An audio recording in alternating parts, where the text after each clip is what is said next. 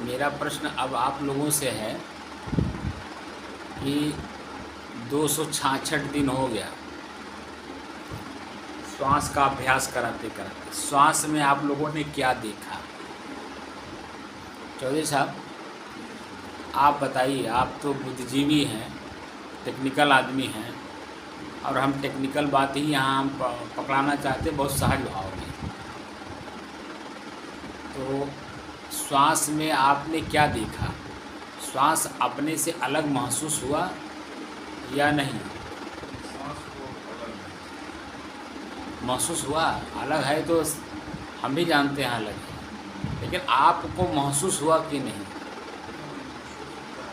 महसूस होता है कि जैसे सांस जो है जब हम लेते हैं तो हमारे मतलब शरीर के जैसे कुछ अंग तक, जैसे गले तक जो है सांस का तो एहसास होता है कि सांस जो है आ रहा जा रहा, उसका प्रभाव हमको मालूम पड़ता है। फिर उसके बाद जो है सांस का प्रभाव जो है हमको मालूम नहीं पड़ता है।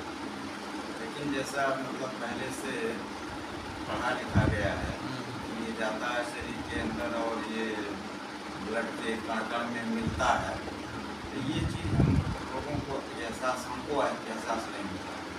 खाली बस कुछ दूर तक जो है सांस जाता है और सांस का जो है जैसे एटमॉस्फेयर रहता है उस हिसाब से, जैसे अगर वायु गर्म है तो कुछ गर्म लगता है, और अगर शीतल है तो वो शीतल लगता है।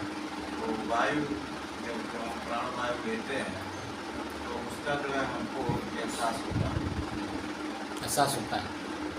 एहसास होने पर अपने को ऐसा महसूस होता है कि मेरे से अलग है। हमको तो यहाँ हर चीज़ को अलग अलग करना है, क्योंकि अभी तक तो हम लोग इसी बॉडी को ही, शरीर को ही सब कुछ मान के काम कर रहे हैं। क्योंकि सुबह उठते ही चेहरे को ही देखते हैं, शीशे में अपने चेहरे को ही हम लोग देखते हैं। जो शरीर का चेहरा है इसी को हम लोग देखते आए हैं, और इसी कितना भी कुछ भी पढ़े हों, लेकिन अनुभव तो कराया नहीं गया होगा। इससे भी आपने कहा कि श्वास अंदर जाती है और कण कण में मिलती है, ऐसा आपने पढ़ा है। तो पढ़ने वाले ने तो अपने मन को बहुत शांत कर लिया था और अंदर के कण कण को देखने की कला सीख लिया था, इसलिए उसने लिखा। वो तो उसका अपना अनुभव है, लेख लिखने वाले का अपना अनुभव है।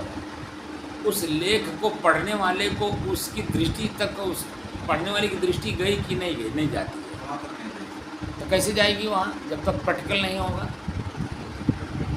जब तक प्रैक्टिकल ये आम आदमी का है, अगर पूछा जाए कि जैसे सांस हम सांस लेते हैं और छोड़ते हैं, एक मोटा मोटी प्रक्रिया एक हर आदमी जो है ये थोड़ा मोड़ा जानता है कि सांस जो है मतलब एक अलग चीज़ है। और यही जब सांस हम लेना बंद कर देते हैं तो उसको जो है प्राण के रूप लाते हैं कि आदमी का निकल के जब सांस आना जाना होता है। एक तो ऐसा तत्व है कि जो है कि हमारे अंदर आता है और जाता है, ये आम आदमी भी जानता है। लेकिन ये जो है हमारे शरीर में जो है कितना प्रभावशाली है, क्या नहीं है, ये आदमी जो है इस चीज़ को नहीं जान पाता। इस परिसर में, यानी इस साधना क्षेत्र में आपके आने से पूर्व आप स्वयं नहीं जानते थे मैं श्वास ही महत्वपूर्ण है? पढ़े भले होंगे, क्योंकि साइंस पढ़े हैं आप, बायोलॉजी के और केमिस्ट्री मैथ पढ़े ही होंगे। तो जब पढ़े होंगे तो जानकारी तो उसमें काफ़ी दी गई हुई है, लेकिन वो सिर्फ लेख है, हमने पढ़ा सिर्फ। बाहर नौकरी के पीरियड में उसको प्रयोग करने के लिए, लेकिन अपने जीवन में उसका अनुभव क्या है ये नहीं मालूम है कि नहीं? जो कि वो सब चीज़ें इसीलिए पढ़ाई जाती है कि हमारे शरीर के अंदर में ही अलग अलग वस्तुएं हैं, अलग अलग दृष्टि होनी चाहिए, दिखाई देना चाहिए। तो जब तक वो प्रैक्टिकल नहीं होगा तब तक तो मालूम नहीं होता नहीं। हम लोग भी तो स्कूल पढ़े, तो जब तक स्कूल पढ़े तब तक कुछ जाने ही नहीं, खाली पढ़ लिए, किसी का लेख पढ़ लिए, दिमाग में फिट कर लिए, ये हुआ। और वही पढ़ करके हम लोग मतलब किसी को पढ़ाना हो तो इसी तरह से पढ़ा देते हैं, या स्वयं किसी से पढ़ना हो तो कहीं अगर चूक हो रही है तो उसको हम जान लेते हैं किसी से। लेकिन एथेंटिक रूप से जो प्रैक्टिकल होता है वो चीज़ें हम लोगों को न कोई कराता है न हम लोग जान पाते हैं, क्योंकि सिर्फ वो बाहरी फोकस होता है दूसरे का लेख दूसरे को पढ़ा देना, और उससे बाहरी रुपए पैसे धन दौलत कमा लेना और अपने इस ज़िंदगी को या अपने साथ जुड़े हुए लोगों का भरण पोषण भले हम आराम से कर लें। इसके अलावा जो अंतर की चीज़ है वो चीज़ें हम जान नहीं सकते। लेकिन मैं यहाँ आप लोगों को जब से 266 दिन आज हुआ और आप भी रेगुलर ही आ रहे हैं, कमोबेश ठाकुर साहब भी आ रहे हैं, उनके पास समय रहता तो आते हैं। अब बराबर तो ये राम अवतार बहुत बराबर आ रहे हैं और दोनों टाइम आ रहे हैं, इनको आनंद भी आ रहा है, अलग कर भी रहे हैं। हमारा उद्देश्य ये है दृष्टा और दृश्य दोनों जब एक होते हैं तब दर्शन होता है। और दर्शन में हम लोग जी रहे हैं लेकिन हम लोगों को पता नहीं है। दर्शन में हम लोग जी रहे हैं, भौतिक जो शरीर है ये भौतिक शरीर दर्शन में जी रहा है लेकिन हमें पता नहीं। अब दर्शन से दृश्य को हटाना है और दृष्टा में स्वतः शांत हो जाना है, अब ये विधि सीखनी है। तो जब तक दृश्य हमें समझ नहीं आएगा तब तक वो हटेगा कैसे हमारे दिमाग से? पॉइंट तो यही है ना। जब तक बात क्लियर नहीं होगी, जैसे एक इस आँख बाहरी आँख से जब हम देखते तो कौन वस्तु कैसा है उसी तरह हम उसको प्रयोग करने की कला सीखते हैं या हम प्रयोग करते हैं। लेकिन अब इस आँख को बंद करना है, अंदर की आँख को जागृत करना है जो विचार और विवेक है।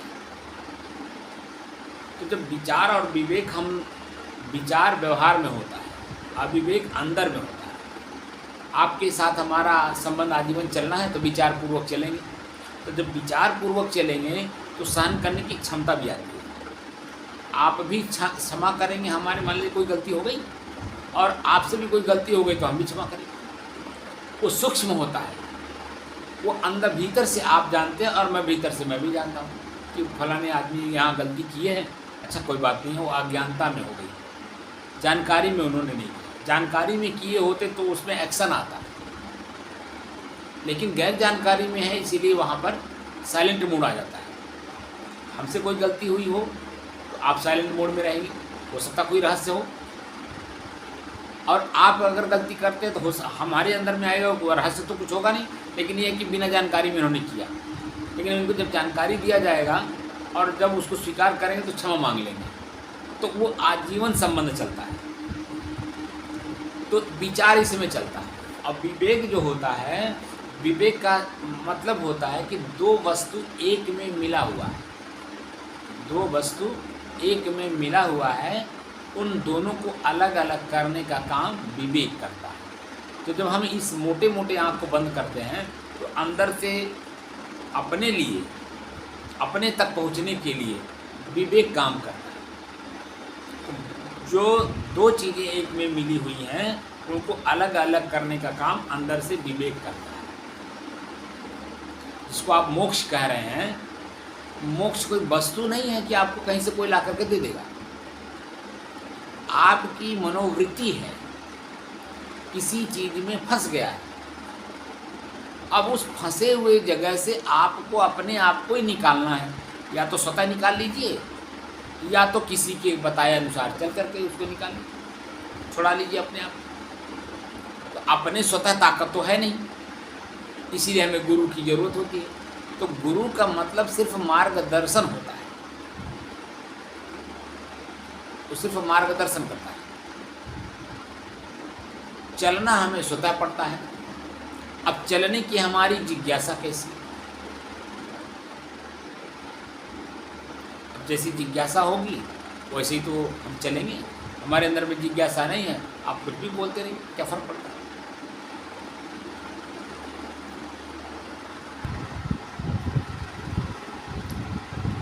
साधना का आज 266 दिन, तारीख 28 जुलाई सन 2022, दिन बृहस्पतिवार। तो मूल चीज़ ये है कि हमारे अंदर में जो चेतना है, स्वयं की चेतना, तो स्वयं की चेतना को जागृत करना तो कैसे करेंगे। तो जागृत करने के लिए एक पहली क्लास इसका यही है कि अपना श्वास अपने से अलग पहले महसूस हो और वह परिपक्व हो।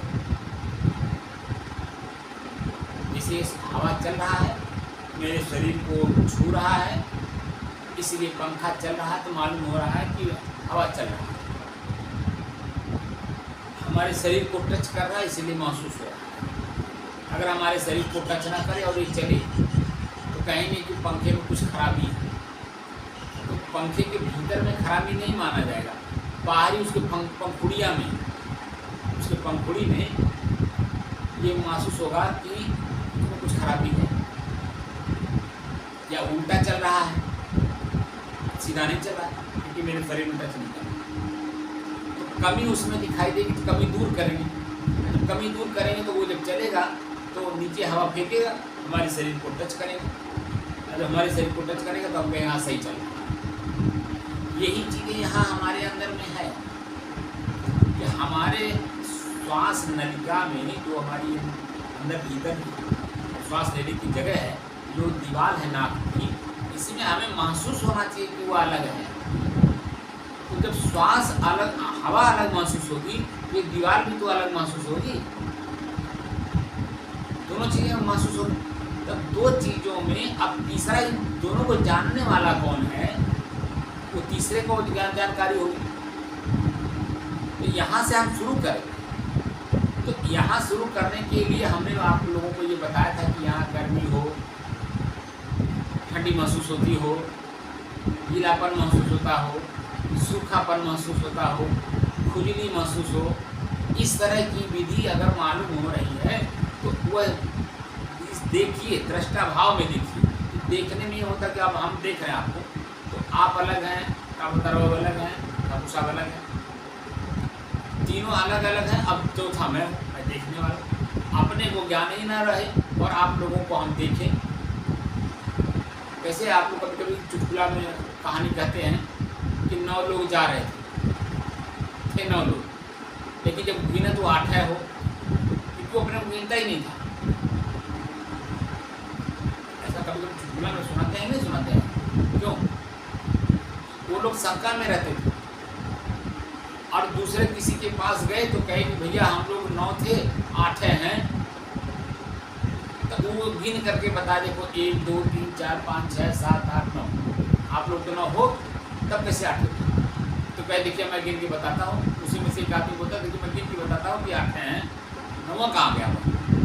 1 2 3 4 5 6 7 8, और अपने तरफ देखे नहीं तो 8 है देखे। तो जो अपना है ना, उसको जब तक नहीं जोड़ेंगे तो पता चलेगा कि 9 है। ऐसे इस शरीर के अंदर में हम आँख को, सवेरे उठते हैं तो आँख को धोते हैं, कान से सुनाई अगर नहीं दिया तो कान में खोट उठ है उसको निकालते हैं, मुंह में कचरा रहता है उसको तुरंत अंदर मुँह पानी डाल करके उसको खुला करके निकालते हैं। ये सारी चीज़ें तो समझ में आ रही हैं, लेकिन इन सब चीज़ों का उपभोक्ता, सबको जानने वाला अलग है, उसका हमें अनुभव नहीं है। इसी शरीर को हम लोग शीशे में देखते हैं, मेरा चेहरा बड़ा अच्छा है, पिक्चर लगा हुआ है, लाओ थोड़ा साफ कर लें। नाक के बगल में कुछ हल्का लगता है, कुछ मोटा मोटा लगा हुआ है तो उसको साफ कर लें, कपड़े से साफ कर देते हैं, कहीं कुछ लगा रहता है तो इसको हम लोग मानते हैं कि मैं ही राम लखन दास हूँ। तो व्यवहारिक प्रक्रिया में तो ठीक है, लेकिन हम अपने को जानते नहीं, इसीलिए इसी शरीर को ही मैं मान करके हम करते हैं। मैंने किया, लेकिन जो कुछ भी होता है नियमानुसार वो प्रकृति में होता है, और आपका मन भी प्रकृति है, तो अपने अनुकूल चीज़ों को पकड़ता है तो सुखी महसूस करता है, और अपने विपरीत पाता है तो दुखी महसूस करता है। लेकिन इन दुख सुख को भोगने वाला तीसरा जो है, उसी को तो हमें जानने के लिए हम लोग बैठे हैं, उसको चेतन कहते हैं। स्वयं की चेतना, स्वयं को जानने के लिए हम लोग यहाँ पर हैं, और वह हम उसको दौड़ा करके हम आपको नहीं पकड़ा सकते। तो जितना ही स्थिर होकर के आप इसको जानने की कोशिश करेंगे, मन जितना ही स्थिर होगा उतना ही अंदर की चीज़ है ना, अंदर की चीज़ जितना ही आप स्थिर होंगे उतना ही महसूस होगा अलग अलग एकदम, बिल्कुल जैसे आप इसमें स्थिर हैं, आपकी आंखें जहाँ जहाँ इस कमरे में जा रही हैं, तो जो वस्तु जहाँ जहाँ है जैसे जैसे है वो आपको स्पष्ट दिखाई दे रहा। और इन सबको जानने के बाद अपने को भी जानकारी किसका उपभोग कब करना है। जैसे यहाँ लोग 4 लोग बैठे हैं और पंखा 2 है, ज़रूरत हो तो वो भी चलानी, ज़रूरत नहीं तभी तो बंद है। जितनी ज़रूरत है उतनी चल रही, लाइट की ज़रूरत है तो लाइट जितनी ज़रूरत है उतना चल रहा है। ये सारी चीज़ें हमको तब तक नहीं पता चलेगा जब तक हम स्वयं अपने आप को नहीं जानें। ये अलग अलग हैं और इनका उपभोक्ता में अलग है। ये मकान है, शरीर एक मकान है, इस मकान में मकान मालिक भी रहता है, और एक इंद्रियां हैं, इस शरीर का परिवार है। अब परिवार के मुखिया मैं हूँ, तो मुखिया का कर्तव्य होता है कि आँख का उपयोग कहाँ करना है। जैसे आपके पास 4 बेटे हों, 5, अब 5 की बुद्धि आप जानते हैं। अफसर के यहाँ भेजना है, छोटे बच्चे को भेजेंगे, क्या जानेगा, उसकी बुद्धि आप जान रहे हैं। अफसर के यहाँ भेजना है, बड़े पुत्र को भेजेंगे जो उनको जानता है, वो भी आपके पुत्र को जानते हैं, तो आप जाएंगे तो दोनों मिलेंगे, बातचीत होगी, उन्हें खुशी होगी और काम भी बनेगा। लेकिन आपका छोटा पुत्र है और वो जानता नहीं है, बोलने में भी सक्षम नहीं है, व्यवहारिक प्रक्रिया जानता नहीं है, आप वहाँ भेज करके अपना ही काम बिगाड़ेंगे। ऐसे ही है, आँख देखता है लेकिन बोलता नहीं, आँख देखता है लेकिन सुनता नहीं, आँख देखता है गंदा है लेकिन वो दुर्गंधी सुगंधी देता नहीं। आँख सिर्फ देख कर बता देता है ये वस्तु यहाँ है, बस इतना कर इसका काम है। अब कान जो है सुनता है लेकिन देखता नहीं, बोलता नहीं, सूंघता नहीं, सिर्फ सुनता है। तो भ्रमित होगा कि नहीं, भ्रम पैदा होगा कि नहीं, क्योंकि हम आँख की प्रक्रिया को पूरी वहाँ लागू किए नहीं। अगर पूरी प्रक्रिया लागू करें तो कान का भी प्रक्रिया है ना अपनी, उसको भी पूरी लगानी पड़ेगी। उपभोक्ता तो मैं हूँ, आँख से अगर देख करके जरा सा भी आप त्रुटि करेंगे तो उसका जो परिणाम आएगा तो भी तो आप ही को भोगना है। तो चंचलता में हम लोग यही काम अभी तक करते आए हैं, और इस काम को संभालने के लिए और अपने को जानने के लिए, इनका उपयोग करने के लिए एक कला सिखाई जा रही है, और टेक्निकल है, बहुत बारीक है। मन सुनते समय तो कहता है मैं तो जानता हूँ, लेकिन प्रयोग करते समय तो नहीं जानता। उस समय तो कहे अरे सुने थे, लेकिन क्या सुने थे, शब्द क्या बोले थे।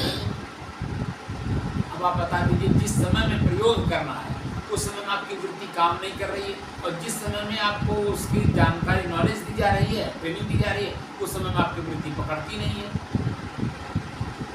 तो शांत भाव में जब रहेंगे तभी तो पूरी बात को पकड़ेंगे, और पकड़ करके जब वो समय आएगा उसका प्रयोग करने का, तो हमारे चित्तवृत्ति काम करनी चाहिए।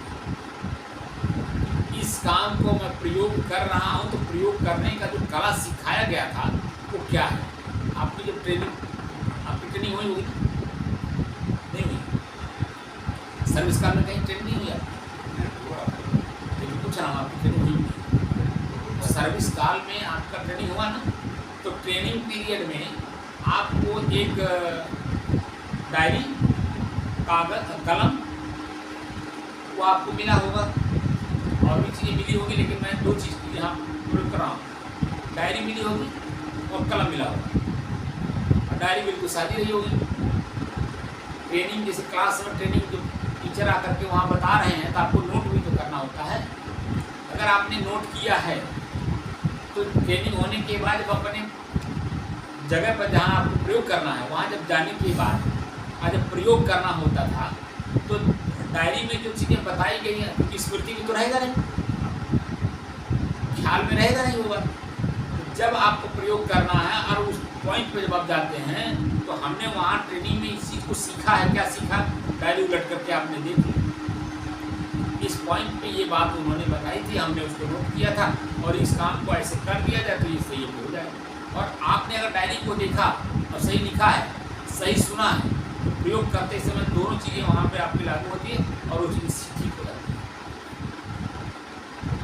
लेकिन आपने देखा जरूर आँख से, लेकिन सुना नहीं, तो लिखेंगे क्या? वो जो सुने वही लिखेंगे ना।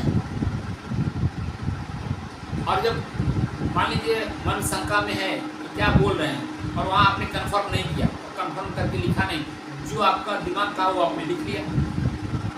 उन्होंने बोला कुछ और, मन भ्रमित होकर के शब्द सुना कुछ और, नोट हो गया, जो सुना हो गया। तो बता रहे हैं वो तो जो सही बताए थे वो शब्द तो आपने लिखा नहीं, जो शब्द आपने लिखा वही तो प्रयोग करेंगे वर्तमान में, तो गलती वहाँ होगी कि नहीं होगी। इसीलिए विद्या पढ़ने का भी अपना एक कला है, विद्यार्थी का भी अपना एक कला है, मास्टर का भी अपना एक कला है। मास्टर खड़ा होकर के पढ़ाता, बैठ के नहीं पढ़ाता, इसलिए खड़ा होकर पढ़ाता है कि वो सब पर नज़र रखता है, किसका दृष्टि कहाँ है। तो बाहर की दृष्टि देखता है कि किसकी दृष्टि कहाँ है, ब्लैक बोर्ड पर है, मेरी तरफ है या कहीं और है।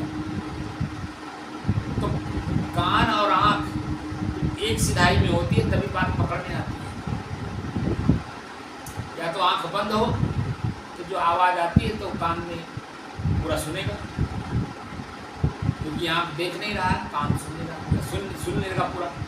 लेकिन जब आँख खुली है और आँख से दृष्टि हमारी ठीक है तो आँख और कान दोनों जब एक सिधाई में होती है तो कन्फर्म रहता है। तो विद्यार्थी का काम है कि कान और आँख, इसीलिए कहा जाता है कि आँख से आँख मिला करके बात करता है। तो क्या होता है कि बात कन्फर्म रहती है। जब कन्फर्म रहती है तो काम करने में भी आनंद आता है। तो ब्लैक बोर्ड पे जब हम देखते हैं तो हमारा दृष्टि पूर्ण रूप से उसी पर रहता है कि शब्द क्या लिखा जाए, और आवाज़ जो बोलते हैं मास्टर वो कान में जाता है, हाथ से लिखते हैं आँख देखता है, बोलते हैं तो कान सुनता है। तो शब्द में दोनों में मिलान जब होता है तो हम कन्फर्म रहते हैं ये चीज़ लिख रहे हैं और यही बोल रहे हैं। तो उस चीज़ को हम पकड़ते हैं तो आगे बढ़ते चले जाते हैं। ऐसे ही जो गुरु यहाँ सूक्ष्म दृष्टि है, गुरु एक साधनात्मक बात बोलते हैं, आपके मन को साधने की।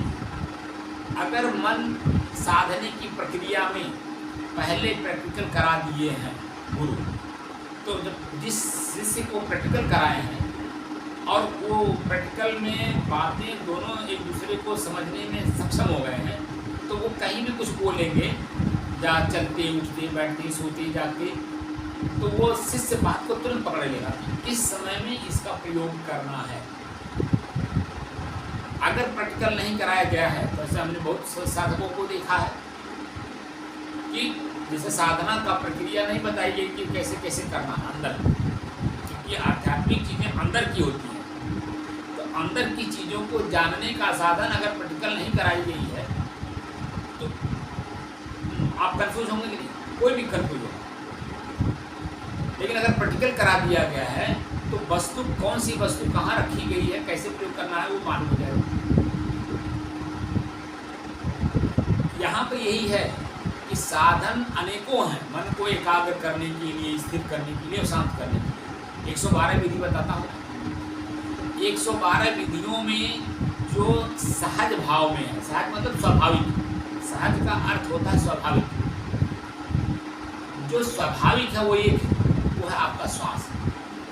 ये आपके लिए चलते समय, उठते समय, बैठते समय, बोलते समय काम करते समय सब समय आपके लिए सुलभ है, सुलभ है कि नहीं।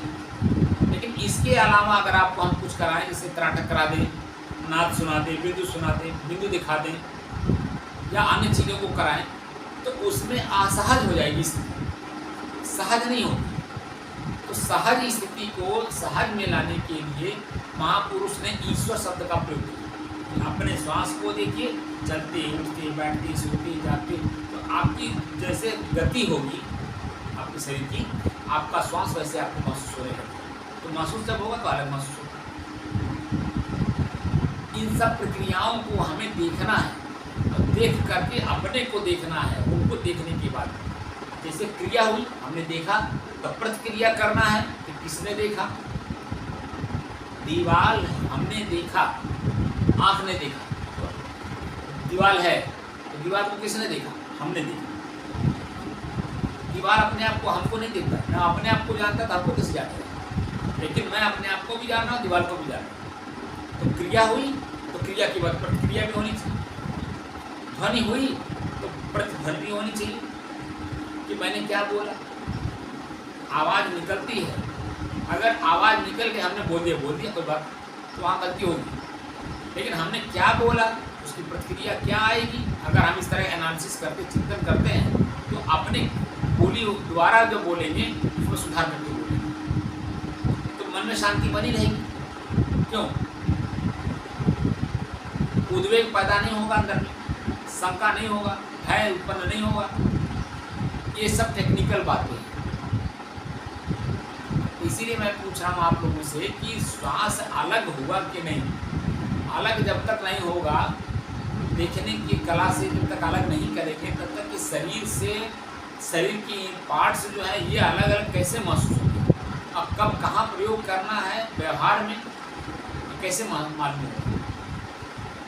आप लोग तो मैच्योर हैं, बच्चे तो हैं नहीं कि बच्चों को ज़्यादा मेहनत करना हो। आप लोगों को तो हल्का खाली संकेत भी अगर हम कर दें तो आपकी तुरंत दृष्टि वहाँ पहुँचनी चाहिए। तो या पहले मैंने प्रयोग करा दिया अब आपको से कि श्वास को ही देखना है, श्वास के सहारे से अंदर धीरे जाना है, धीरे धीरे जाना है। तो जो साधना का मूल मंत्र है वो श्वास है। श्वास हमारे को दिखना चाहिए, और उसके बाद जब हम कोई चर्चा करें तो श्वास के माध्यम से आपको वहाँ तक आपकी दृष्टि पहुँचनी चाहिए कि इस जगह मैं पहुँचा कि नहीं। जब पहुँचेंगे, देखेंगे, आनंद लेंगे। आप जैसे मैं आनंद ले रहा हूँ, वैसे आप लोग भी आनंद लेंगे। तो मूल बात है कि अपने को जानना है, लेकिन साधन हमारा श्वास है, भगवान और ईश्वर। भगवान अपने शरीर को पढ़ना है, भगवान माने शरीर हुआ, पंच प्रकृति हुई, तो अपने शरीर को पढ़ना है। शांत भाव में हम बैठे हैं,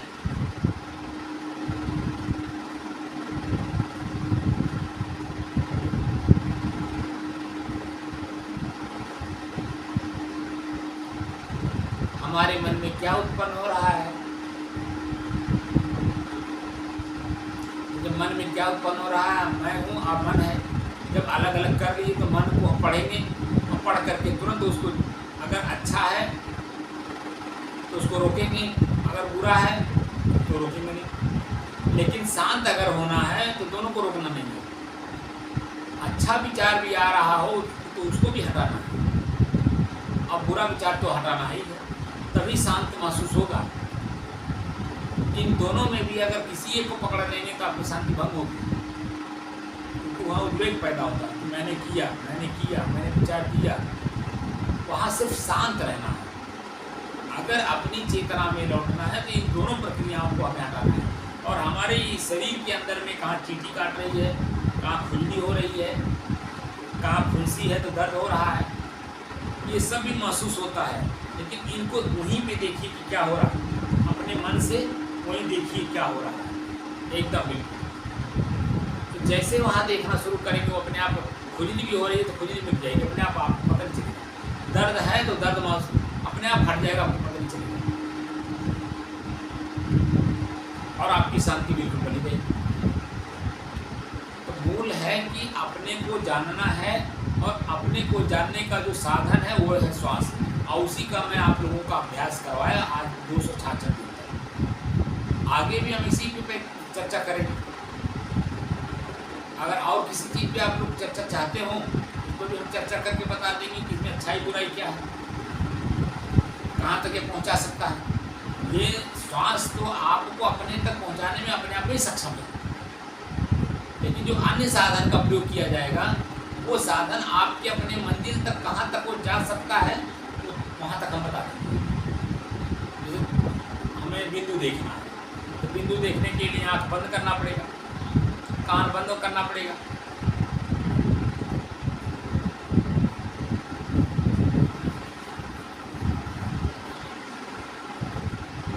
तो जैसे आप आँख बंद करेंगे तो सबसे पहले अंधकार दिखाई देगा, अंधकार के बाद फिर अपने आप प्रकाश होने लगेगा।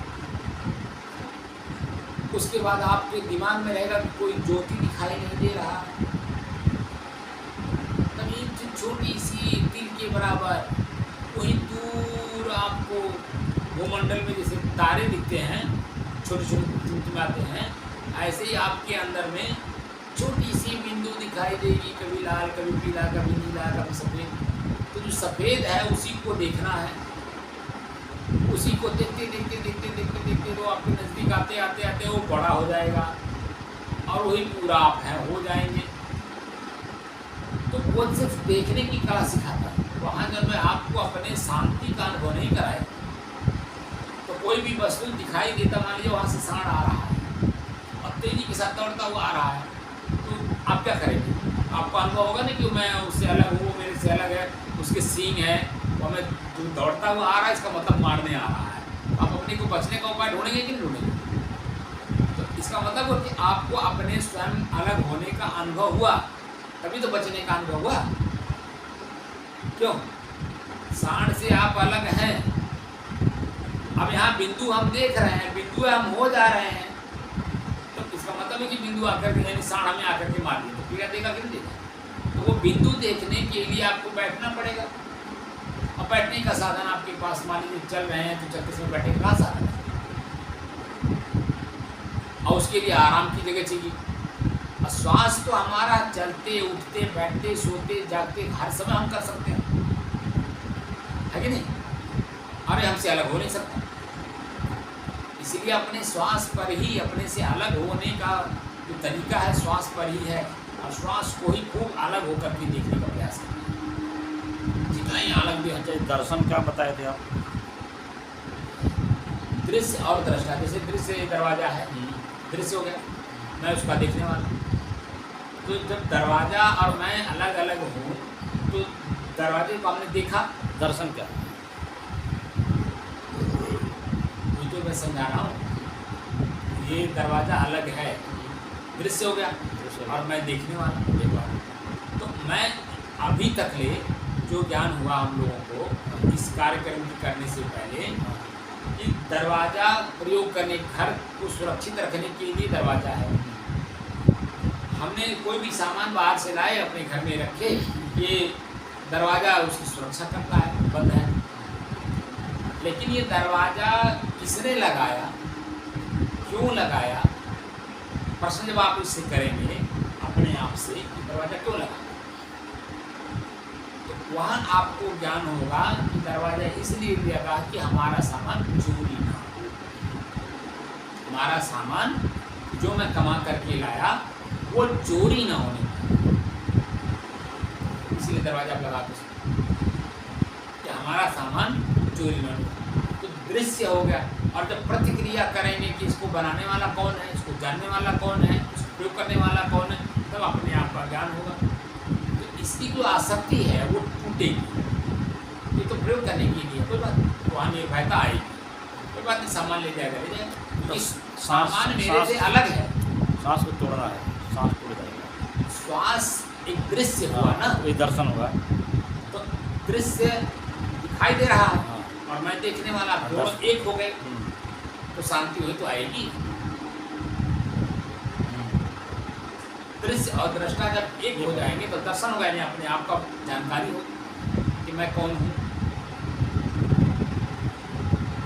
दार्शनिक भाषा है ना, तो स्वयं को जानने के लिए कोई भी बात कोई रहस्यात्मक बोलता कहते दार्शनिक भाषा में बोल रहे हैं, मतलब कुछ भाषा कुछ और बोली जाती है, समझाने की कला कहीं और है, समझने की कला कहीं और है। जैसे सर जी दर्शन आमतौर पर किसी चीज को देख लेना ही उसी को दर्शन मान लिया जाता है। हाँ, हमने जैसे हमने मूर्ति को गए आपको देखा, दर्शन हो गया, आपका दर्शन हो गया, तो देखने को ही दर्शन मानते हैं। मान लेते हैं, लेकिन वहाँ पे सूक्ष्म रूप से है कि आपका किसी चीज को देखने से मन गदगद होता है, प्रसन्नचित होता है, आनंदित होता है, उसको कहते हैं दर्शन। आँख से देखे दर्शन हुआ लेकिन मन प्रसन्न हुआ नहीं, कई बार गए तो लेकिन दर्शन नहीं हुआ। जैसे साउथ में जाइए, मंदिरों में बड़े बड़े मंदिर हैं और गर्भगृह बहुत अंदर है, वहाँ तक पहुँचने के लिए बहुत पतला पतला रास्ता है, गए ना, बहुत पतला, एक आदमी जा सकता है। और वहाँ पर जब मोटे मोटे जब 2 पुजारी वहाँ खड़े रहते हैं, आपको इधर से लाएंगे, आप यहीं खड़े रहेंगे, आप अंदर पूरा भरपूर आँख से देख नहीं पाए, तब तक उठा कर इधर कर देंगे, बस आइए और ऐसे कैमरे की तरह देख के चले जाइए, आपको भरपूर देखने नहीं देते। अगर भरपूर देख लें तो दोबारा जाने की इच्छा नहीं होगी। इसीलिए वो लोग चतुर होते हैं कि दोबारा भी इनके अंदर में आने की ललक हो। इस बात में लेकिन इतनी आप भीड़ होती है ना, भीड़ के रास्ते अकेला करते हैं भीड़ की वजह से। वो तो ठीक है भीड़ की वजह से, लेकिन सूक्ष्म रूप से उनका उठा करके अलग करने का मतलब ये हुआ कि ये भरपूर ना देखने पाए। भरपूर अगर मन से देख लिया जाए किसी चीज़ को तो दोबारा देखने के अंदर से इच्छा नहीं हो जाती है, होती ही नहीं है।